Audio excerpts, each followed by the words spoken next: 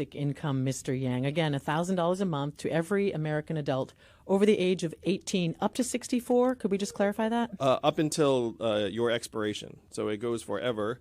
And it would be the greatest expansion of Social Security benefits in our country's history, in large part because we're facing a retiree crisis in this country, where tens of millions of Americans will be working until the day they die. But with the freedom dividend on top of Social Security, we can actually build an economy that works for Americans to be able to retire with dignity. Okay, so from age 18 up until death. What about people who receive other government benefits besides Social Security, Mr. Yang? Food stamps, welfare, and so forth. Would they also get those benefits plus the $1,000? So the freedom dividend is universal and opt-in, and it stacks on top of things like Medicare, Medicaid, Social Security, and housing benefits. But if you do decide to opt into the freedom dividend, then you're choosing to forego certain cash and cash-like benefits from food stamps and heating oil subsidies and things that are meant to put cash in your hands to buy certain things. The goal is not to leave anyone worse off. That's why it's opt-in, So and I would not touch existing programs, but you would make a choice. I've talked to people who are on certain benefit programs now, and they very often are very anxious about losing their benefits because they haven't filed something correctly or they have a case manager that checks up on them. There's a lot of stress associated with that, and many of them would vastly prefer an unconditional cash benefit that they could spend how they see fit. We got lots of questions from listeners on this, and I want to share a few with you, Mr. Yang. James asks, what do you say to critics who say your freedom dividend will cause inflation? Ken sent us a similar question. How would you keep cost of living increases, especially rent increases, Ken says, from swallowing up universal income? Can you respond, please, to those concerns that if you pump all this cash suddenly into the economy, prices will naturally go up? Of course. I'd love to. So you all remember voting for the $4 trillion bailout of Wall Street in the financial crisis? I don't. None of us voted for it. Does anyone remember anyone concerned about inflation during that time? And lo and behold, there was not meaningful inflation despite the fact that our government printed $4 trillion for the banks. You put buying power into our hands and it will make us stronger, healthier, less stressed out, improve our relationships, improve Main Street economies here in New Hampshire and across the country. There are three core causes of inflation right now in American life. Unfortunately, they're the ones that make us the most miserable. They are rent, education, and healthcare. Those three things have gone up in price dramatically over the last number of years. What has not gone up? Pretty much everything else. Clothing, food, media, electronics, automobiles have either stayed the same in price, gotten cheaper, or gotten better. You don't think manufacturers, landlords would say, hey, everybody's got an extra $1,000. Let's jack up the price a little bit. They'll never notice. So for landlords, if you're living in a rental right now, you get an extra $1,000 a month. And then the landlord's like, ooh, I'm going to stick it to you. I'm going to jack up your rent by, $600. Then the first thing you do is you look up and say, okay, let me see if other landlords are not going to try and gouge me. And then let's say every landlord tried to gouge you. If it reached that extreme, then you'd look around and say, well, there are four of us. We're getting $1,000 a month. With $4,000 a month, we can actually buy that fixer-upper, and then you can take upstairs, I'll take downstairs. This actually makes us harder to exploit and harder to push around for landlords or abusive employers. This improves our bargaining power because the $1,000 a month is portable, it's passive, it goes with us wherever we want, and if they push too hard, then we can walk. A couple more questions on this, and then I'll throw it back to Josh. People asked us also, Mr. Yang, why this has no income eligibility attached. They said, why should Jeff Bezos or Oprah Winfrey get $1,000 a month? They don't seem especially needy. So Alaska's had a dividend for almost 40 years now, where everyone in Alaska gets between $1,000 and $2,000 a year, no questions asked. Because of the oil. Because of the oil dividend. And what I'm saying to you all here in New Hampshire and everyone around the country is that oil is to Alaska what technology is to the country. That technology is the oil of the 21st century. Our data is now worth more than oil. Does anyone remember getting your data check in the mail? No. Where did the data checks go? Amazon, Facebook, Google, and the trillion-dollar tech companies that are paying zero or near zero in taxes. So what Alaska's done for the last 40 years, to me, is a fantastic template. And the richest Alaskan gets the oil dividend, the poorest Alaskan gets it. And what that does is it destigmatizes it, it turns it not from a rich to poor transfer, but a right of citizenship, and makes it so we don't have to check up on you and try and figure out how much you made this year relative to last year. And my funding mechanism would literally generate billions of dollars from the Jeff Bezoses of the world. Yeah. And so if we try and send Jeff $1,000 a month just to remind him he's an American, that's immaterial in the scheme of things, particularly when you weigh it against the fact that we would make this a universal right. Well, in an era of concern about exploding deficits and debt, you know, it seems a legitimate question to say, is it a waste of taxpayer money to give it to super rich people? Well, fundamentally, these are our resources, and so Jeff still is an American. But the problem we have with our deficit, to me, is primarily a revenue problem. Where if you have $1 trillion tech company like Amazon paying zero in taxes, then of course you're going to look around saying, okay, like where's the money going? Where's the money going?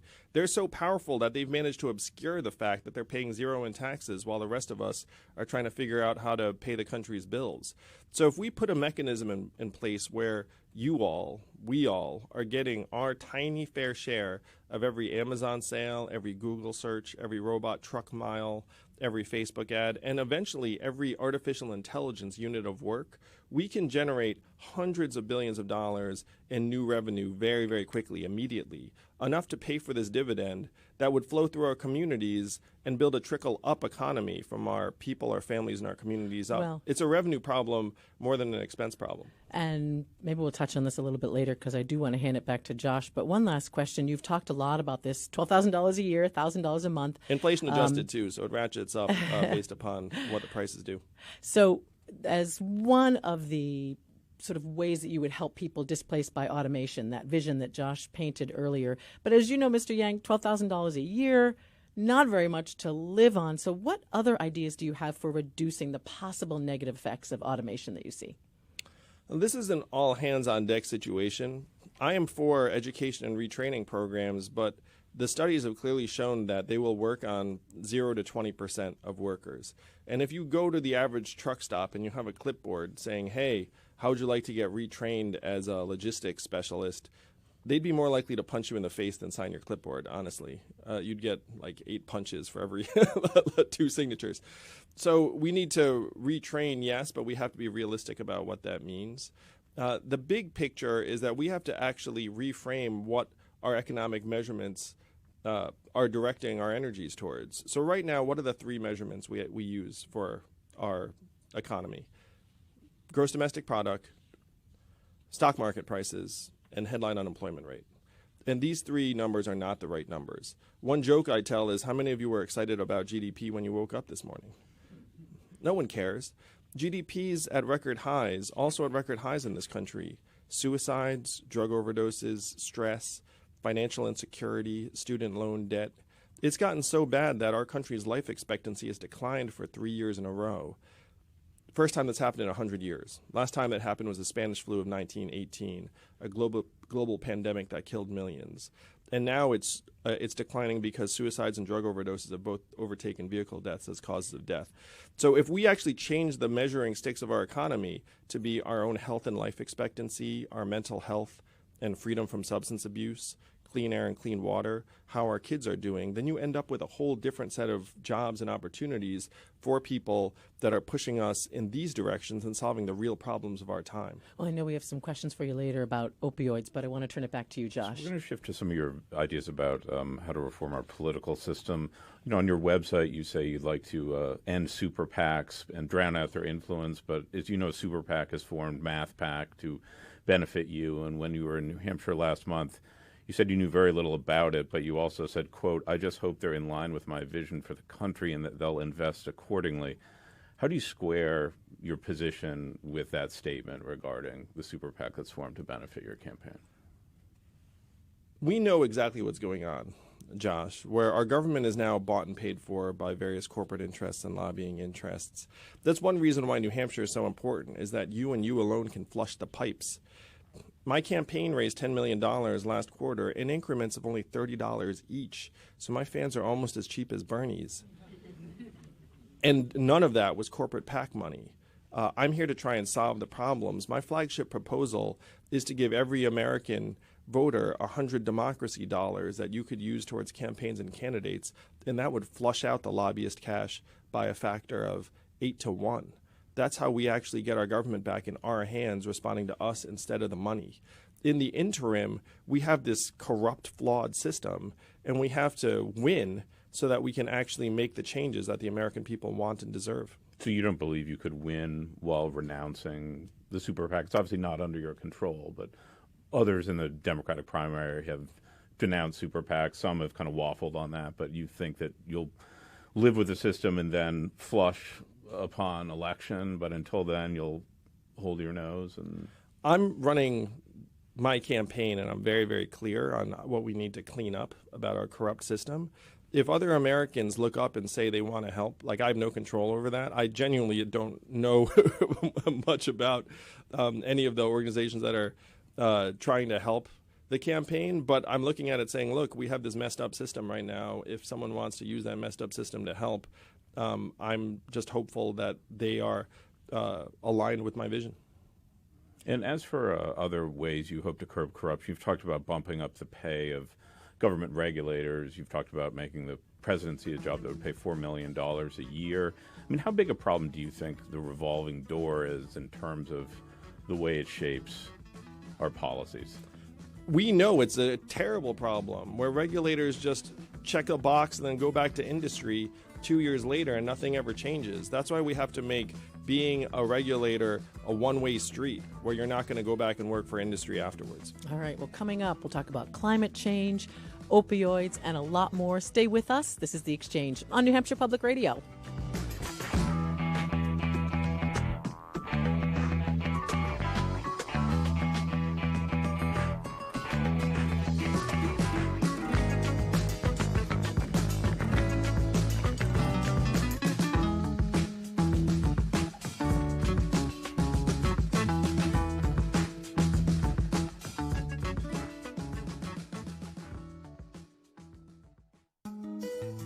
NHPR and Stay Work Play New Hampshire would like to congratulate the winners of this year's Rising Stars Awards, an event that recognizes New Hampshire young professionals and the innovative businesses that make New Hampshire a great place to live.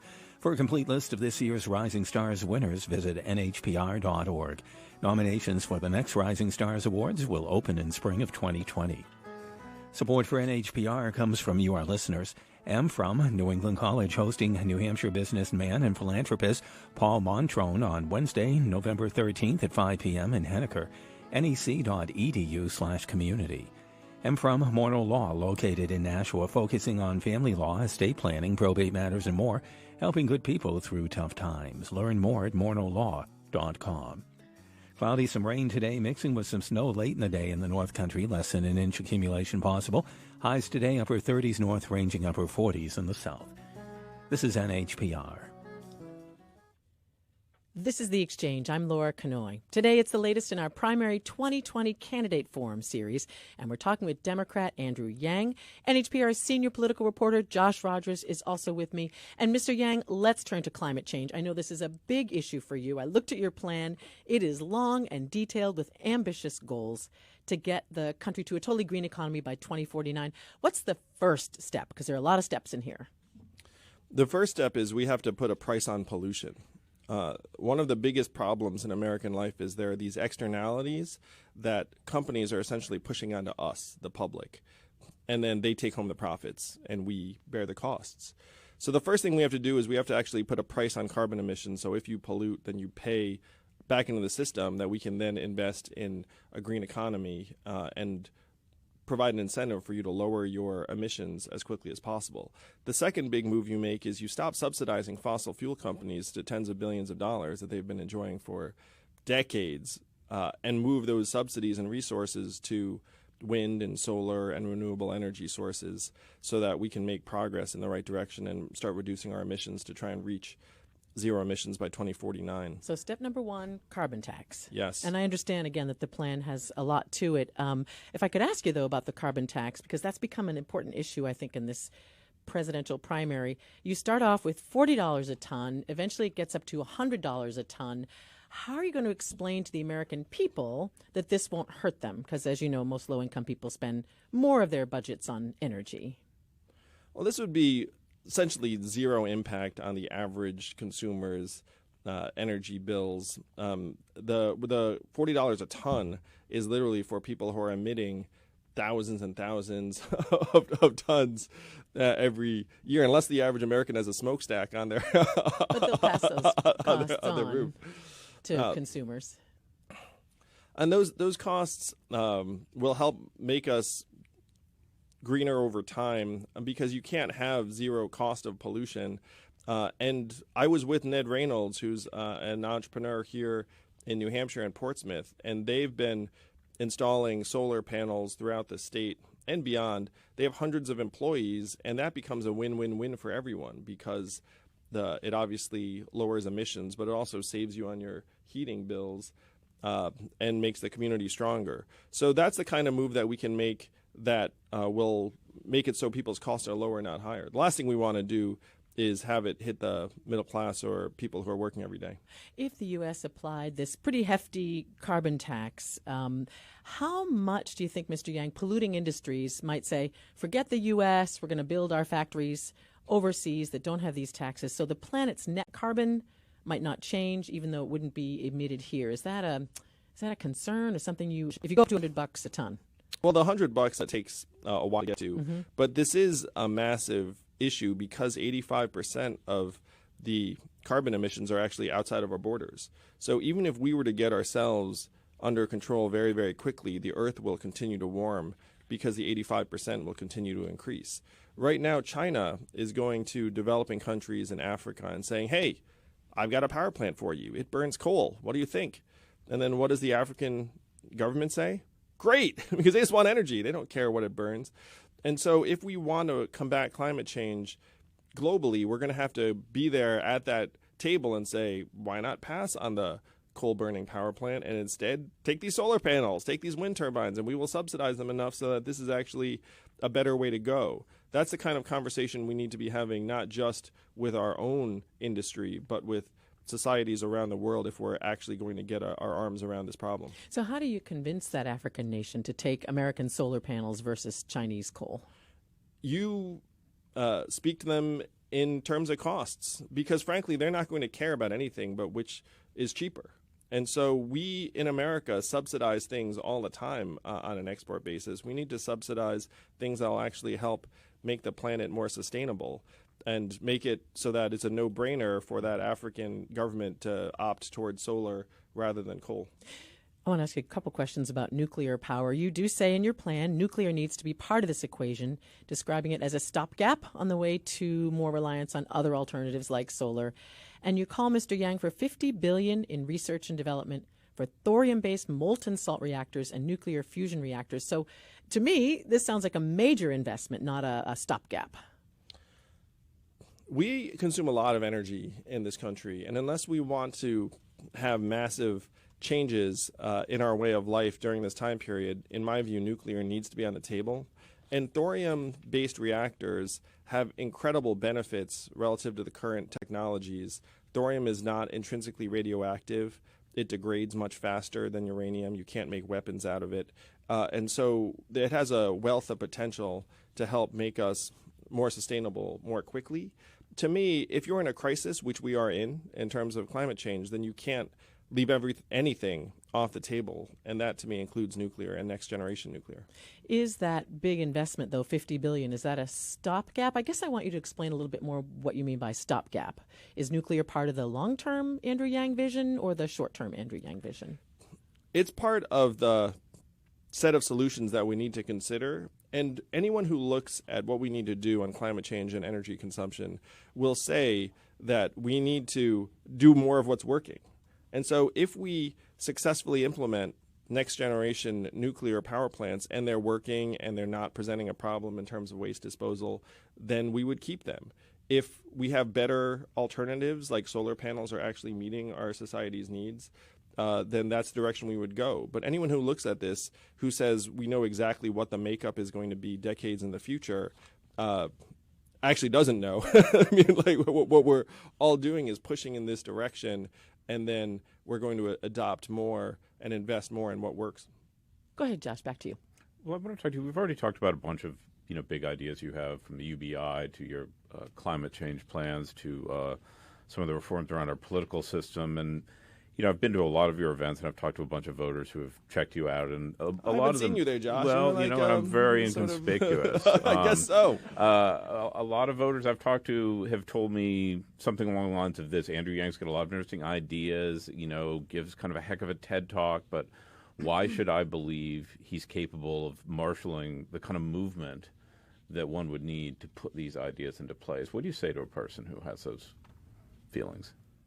Well, that's one reason why it's so tremendous being here in New Hampshire, is that you all can, again, take a vision of the American people and have that vision become a revolution very, very quickly. I want everyone to play out Andrew Yang inauguration 2021, where everyone will know that the reason I won is because I want to put more economic buying power into our hands, into the people's hands, and that's the best way to improve our way of life. And when voters ask how are we going to get these ideas across the finish line in Congress, Democrats and progressives will be thrilled to put a dividend into our hands because it makes children and families stronger, it improves our mental health, will improve our education and graduation rates very, very dramatically. But then Republicans and conservatives will look up and say, wait a minute, the only state that's done this is Alaska, and that was a deep red conservative state. And conservatives do not dislike buying power and economic freedom in Americans' hands. What they dislike the most is a giant bureaucracy making everyone's decisions. So this is the kind of thing we can 100% get through Congress because this is historically bipartisan. This is the kind of realignment of our political ideas that we need to actually end the partisan gridlock in D.C. And it's going to take someone like me who is coming at it from a new angle and approach that's not left or right but forward. But so what about you, though, can catalyze this, I guess, is my question. What about you? What in your experience would lead people to believe that you can be the person to make this happen? Well, right now as we're sitting here, I'm either 4th, 5th, or 6th in most national polls, and I would suggest to you all that it's probably more difficult to go from total anonymity to 4th, 5th, or 6th in national polls than from 4th, 5th, or 6th to number 1. The latter happens all of the time in politics, in sports, in any endeavor. And so we've already done the hard part. Now is the easy part of letting people know that we can rewrite the rules of the 21st century economy to work for us, to work for you, to work for our families, to work for our kids, and that we actually don't have much of a choice. Because if we keep going down this road, when artificial intelligence comes out of the lab and gets rid of the 2.5 million call center workers who make $14 an hour, when the robot trucks hit your highways here in New Hampshire, and that doesn't just hit the truckers, that hits the truck stops and motels and diners that rely upon the truckers getting out and having a meal. Like, this is the future. This is the present. The people in New Hampshire are smart enough to see what is going on. It started with the manufacturing plants. It's now on the main streets, and we're going to stop it before it hits your highways. Well, I've never heard a candidate say the easy part is going to be getting from the middle of the pack to the top. So this is new. It is the easy part because you haven't had many candidates who went from, again, like civilian to 4th, 5th, or 6th. I mean, I've already outperformed, half a dozen sitting senators, governors, Congress people. It's because I understand what the real problems are, and I know how to solve them.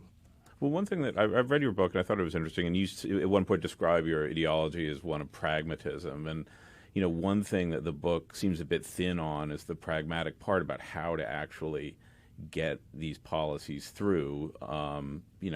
Congress is a tough place to work. I mean, have you ever tried to get people to sponsor bills based on your ideas, do it by referenda at the state level, even on a municipal level? Have you ever tried to get any of these policies in place beyond getting up on a stage and telling people how great they are? Well, I did start a multi-million-dollar national nonprofit from scratch that then worked with various governments throughout the country.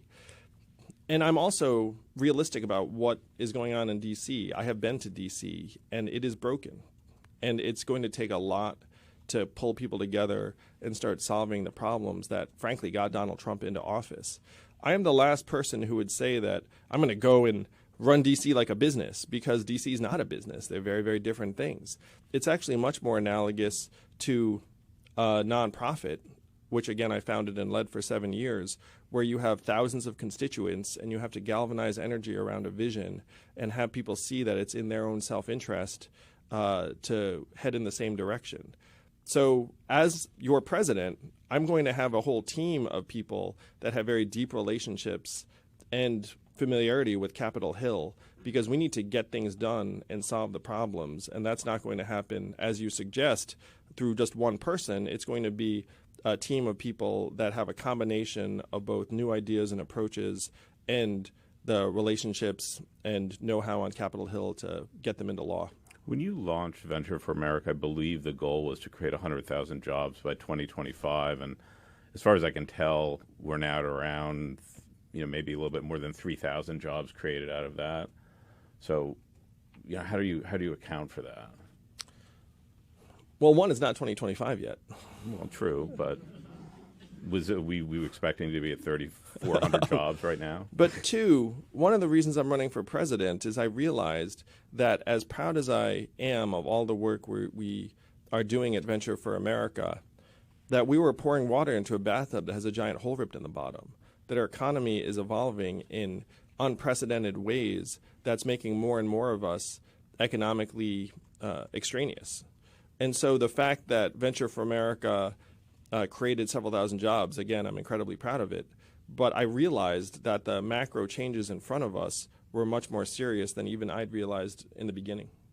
Mr. Yang, if you were elected president, as you know, you'd be commander-in-chief. So let's talk about foreign policy. You've said you favor diplomacy, working with allies. How would you deal with those, quote from your website, those who would work against us? And by the way, who falls into that category? Well, unfortunately, right now, the global world order that America helped establish and has been benefiting from for decades is now falling apart. And to me, the order of events was that we allowed our communities to fall apart, and then we got Donald Trump as our president, and then Donald Trump has become an erratic and unpredictable and unreliable actor in world affairs. And now other countries are looking up saying, well, I guess at this point, we just have to start looking out for ourselves, and we're not even sure America's going to live up to its commitments. So to reverse this, it's not going to be fast or easy. The first thing we have to do is actually become strong and whole at home, because you cannot project a sustained and reliable foreign policy if you're falling apart and you don't have any kind of unity or vision at home. And then you have to go to your allies and say, look, we're in it for the long haul. We're sorry about that 4-year aberration that was the Trump presidency, but we turned it around in an awful hurry, and we're going to be good to our commitments. We know that the more we invest in diplomacy, the less we have to invest in ammunition. And that's just not me speaking. That's James Mattis, the former Secretary of Defense.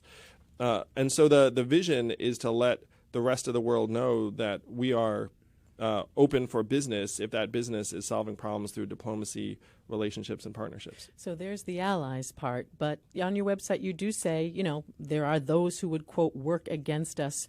Who do you see as working against American interests, and how would you manage them as president? We have a very, very tough, competitive 21st century economic environment.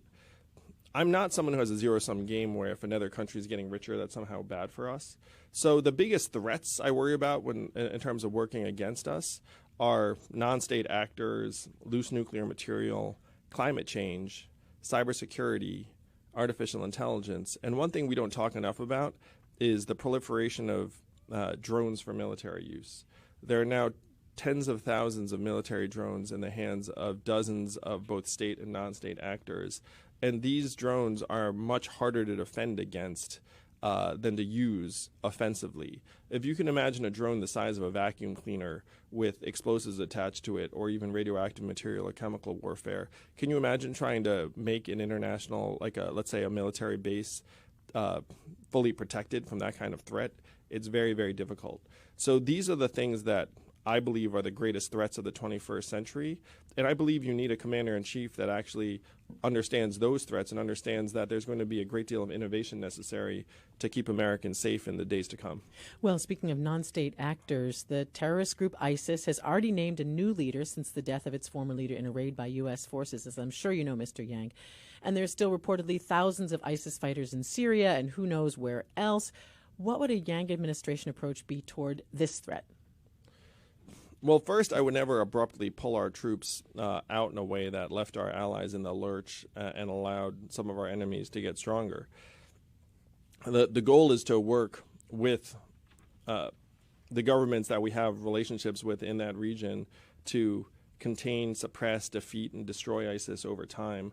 Of course, they're going to have a new leader because that's the way any organization works. You take one person out and then someone else will rise in their place. And so this is going to be an ongoing conflict. I don't have any silver bullets or easy answers except to continue to engage and defeat and destroy over time. Just broadly, Mr. Yang, how would you describe the bar that you would set as president for sending American troops into harm's way? This is a sort of an existential question that we've been discussing with all the candidates. I have a three-part test for sending our men and women in the armed forces into a foreign theater in harm's way. Number one, there has to be a vital American national interest at stake or the potential to avert a clear humanitarian catastrophe. So it needs to be one of those two things. Number two, there needs to be a clearly defined time frame where we can say very honestly, looking at our soldiers in the eyes and say, this is how long you're going to be there, and this is when you're going to be able to leave. Not one of these open-ended commitments, not something amorphous. And the third is we need to have our allies engaged and willing to join us in this. If these three things are in place, then I would consider military intervention. Coming up, more of our conversation with Democratic presidential candidate Andrew Yang. We'll talk about immigration, guns, criminal justice reform, and a lot more. Stay with us. This is The Exchange on New Hampshire Public Radio.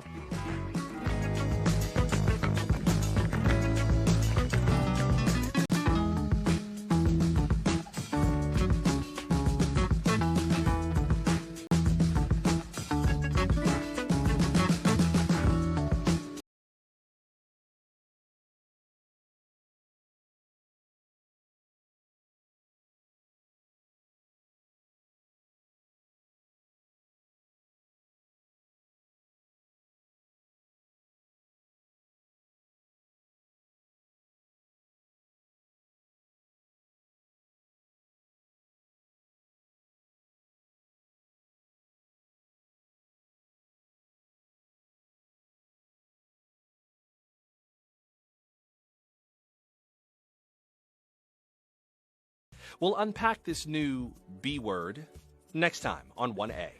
That's this morning at 10 here on New Hampshire Public Radio.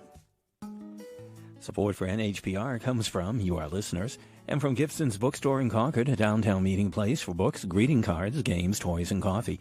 Calendar of author book signings and events at gibsonsbookstore.com. And from Franklin Pierce University, offering master's degrees online with flexible schedules and 4 terms per year. Learn more at franklinpierce.edu. Cloudy with some rain today, mixing with some snow late in the day in the North Country. Less than an inch accumulation possible. Highs today upper 30s northern New Hampshire, ranging upper 40s in the south. This is NHPR.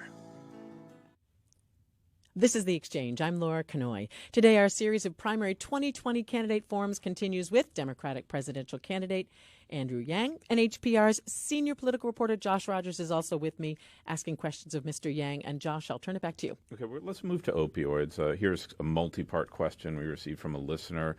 How are you going to address our addiction problem that's killing people every day? Are we finally ready to hold the pharmaceutical companies liable?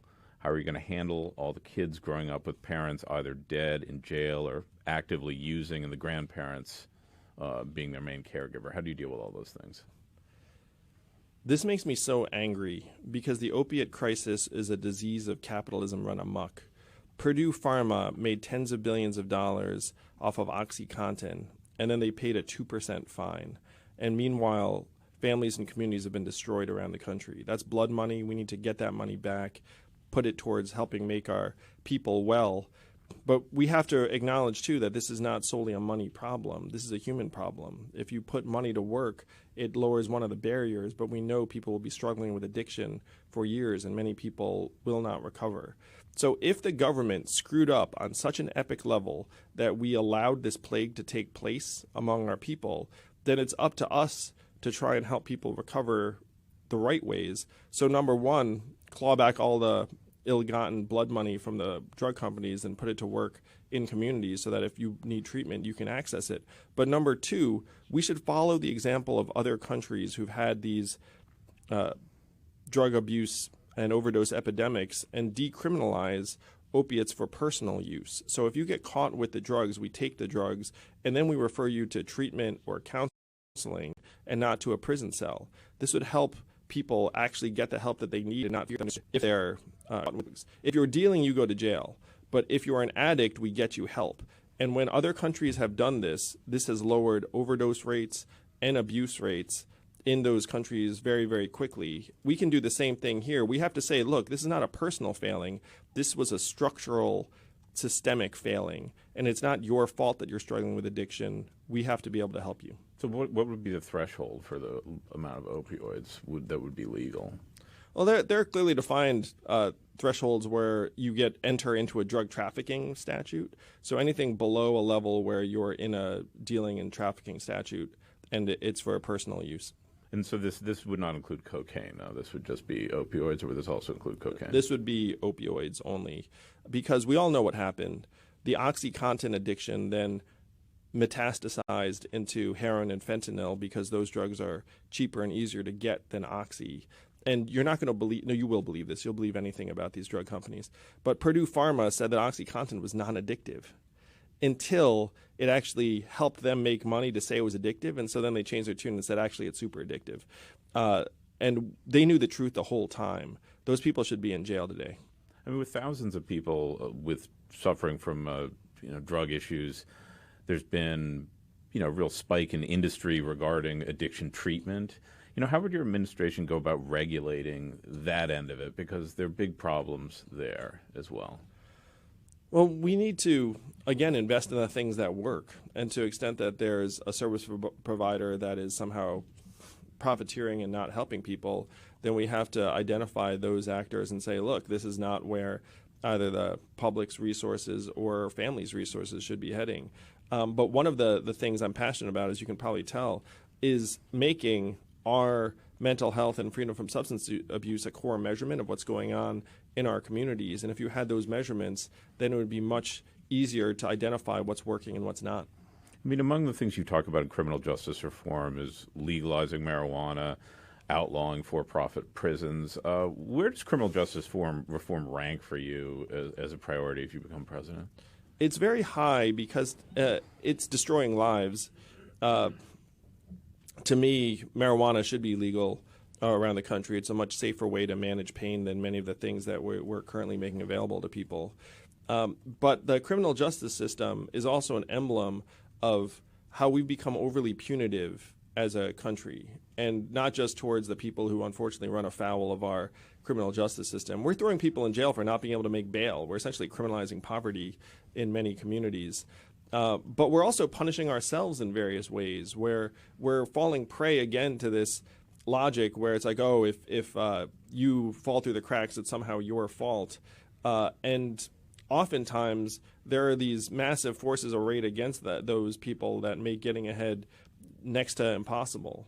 So we have to address what's going on in our criminal justice system, become more rehabilitative and forgiving, and focus on integrating people back into society in productive ways. I'm going to suggest that if you got $1,000 a month when you come out of jail, you'd be like, wow, things have gotten better since I went in.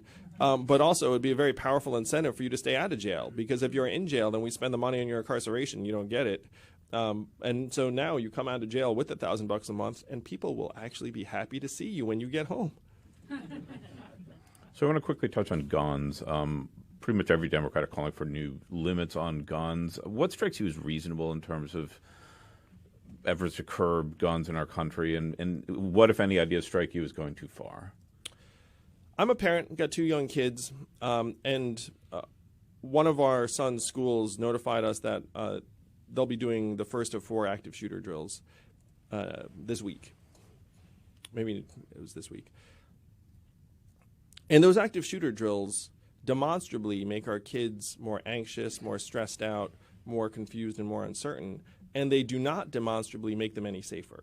So I would end active shooter drills or make them optional based upon the parents in a community, because saying that we're going to keep our kids safe through these drills actually does not make any sense. In terms of guns and gun rights, I am for the common sense gun laws that most Americans agree on at this point, universal background checks and red flag laws, and making it harder for people to get their hands on weapons that can kill large numbers of Americans very quickly. But to me, the unspoken truth is that almost 2/3 of gun deaths are suicides. And so we need to be working on trying to make our community stronger from the ground up, which includes what's going on in families and schools and the economy. All these things contribute to people making tragic, irrevocable choices that destroy their own lives or the lives of our fellow Americans. I want to ask you a couple quick questions about immigration, Mr. Yang. You've said sending the 11 to 12 million people already here illegally, sending them back is unreasonable, unworkable, but you've also said these individuals tried to circumvent the legal immigration system into the U.S., and any pathway to citizenship for them must reflect this fact. What do you mean by that exactly? We have over 12 million people who are undocumented here in this country, and pretending we can somehow deport 12 million people is unrealistic on many levels. It's inhumane. It would destroy regional economies. It's unworkable, and we shouldn't pretend that it is. So I'm for a long-term path to citizenship, but that path to citizenship should be painstaking and involve a long enough time period where we can be assured that someone is going to be paying taxes and following rules and not generating a criminal record. 18 years. So come out of the shadows, register with us.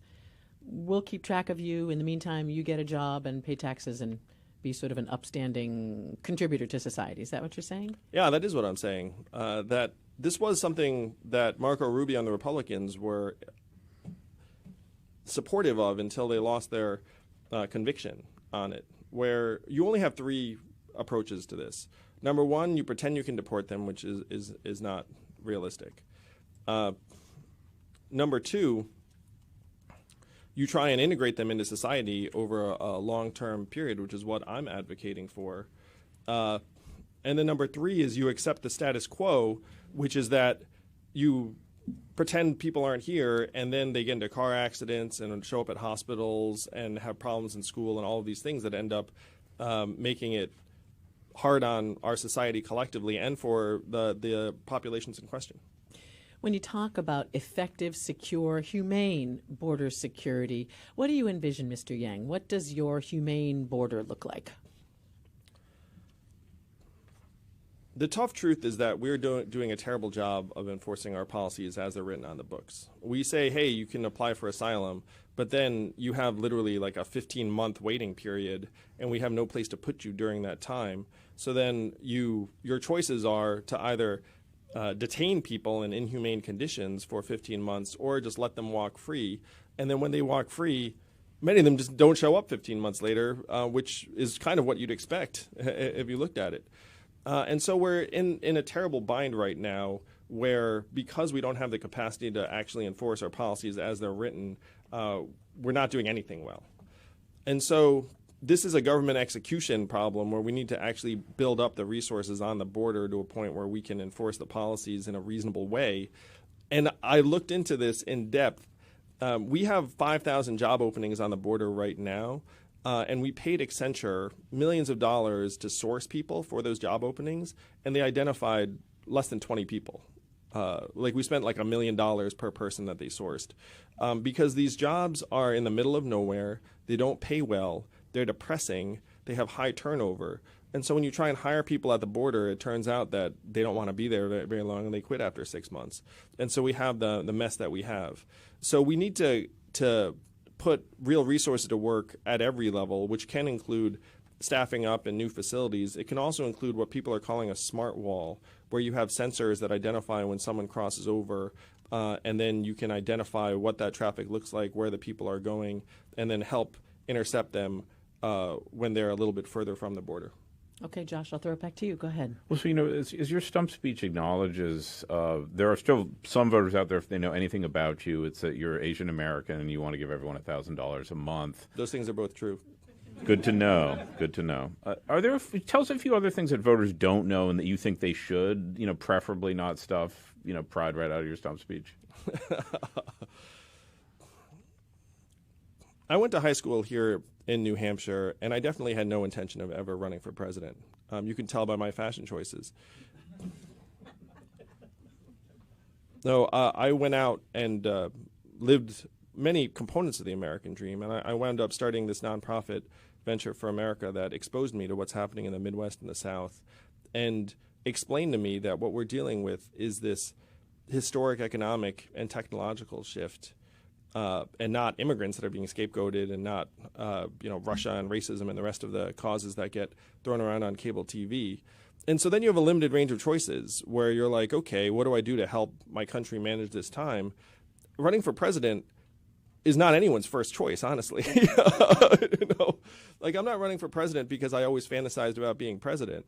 I'm running for president because, like many of you in this room, I'm a parent and I'm a patriot, and I see the future coming down the pike, and it is not something I'm willing to accept for my children or yours. We can do better. We must do better. And so, to the extent that people don't know much about me, I think I'm a more normal person than you might imagine. Let's put it that way. Like, I'm not some maniac who was like, ooh, I'm going to go to high school in New Hampshire and that'll be great for my presidential run 30 years later. No, I'm just someone who saw what was going on in our country and said we need to do better. I thought I could help us do better, and I'm grateful for the opportunity. One thing in your book you've said is that if there is to be a revolution, it's likely to be born of race and identity with automation-driven economics as the underlying force. Do you think Donald Trump's election and our current politics proves that revolution, may be in its nascence? I do. If you spend time in these communities that have been devastated by the automation of their manufacturing jobs, those areas went towards Donald Trump very clearly and aggressively. And those trends are just going to accelerate, where if you imagine all the truck stops in the Midwest closing, that's going to devastate so many towns and communities. And then you look up and say, okay, what's going to happen in those communities? Do we think that they will also see massive surges in drug overdoses and suicides if left to their own devices? Almost certainly yes. I mean, it's happening around the country, and we haven't even reached the real accelerant when AI starts hitting our organizations in earnest. I am friends with some of the foremost technologists in the country, and the more you know, the more concerned you are. It is not a situation where it's like, I'm deep into this and it's going to be fine. That's not the conversation. Like, the more they know, the more they say, wow, this is going to be a buzzsaw. So if you thought what happened that led up to Trump has helped make us less reasonable, less rational, turned us against each other, which it has, unfortunately, those trends are just going to get worse. Well, speaking of turning against each other, earlier this year, NHPR conducted a huge survey of Granite Staters. We got so many responses. We asked people to share the question you most want presidential candidates to address. And Mr. Yang, among the very top issues mentioned was civility. So here's a question from one listener. How will you bring civility back to our national political dialogue? And I want to thank that person for the question. And Mr. Yang, what do you think? How will you do it? I love this question because I think the way we can restore civility is by pulling people together and not focusing on what divides us from each other. And if you look at my campaign, I've come out as one of the only candidates who said, I think identity politics and cancel culture has gone overboard. That when a comedian actually used a racial slur against me, I came out and said I didn't think he should lose his job over it because he's a comedian, and this did not strike me as evil and repugnant. It struck me as bad comedy. And last I checked, that's not a job-losing offense, especially if you're a comedian. I mean, I guess you could turn the other way. It's like, if you're a bad comedian, you should. Anyway, the essence of my campaign is that we need a new way forward that includes our own humanity, and that means fallibility as well. And becomes more forgiving. of ourselves and of our fellow Americans. That if someone makes a misstatement, instead of saying this somehow reflects negatively on their true nature or their character, we can say, look, someone flubbed a statement, and instead of having this culture where we attack someone over that, where you look up and say, no, well, they probably could have chosen better words. And I think this is how we bring the country together and move us forward and start working together to solve the problems of the American people. Sounds like what another former president called kinder, gentler. You can use those words, sure. I'll take ideas from anyone. So even, if some Republican said, or kinder, gentler was. Yes. Yeah, that's okay. Mr. Yang, it's been really nice to talk to you. We could have talked a lot longer. We really appreciate you coming in, visiting us here in New Hampshire, and coming to NHPR. Thank you. Thank you. It's been a pleasure. We really appreciate the audience that turned out this morning. Also, I want to thank my colleague, Josh Rogers.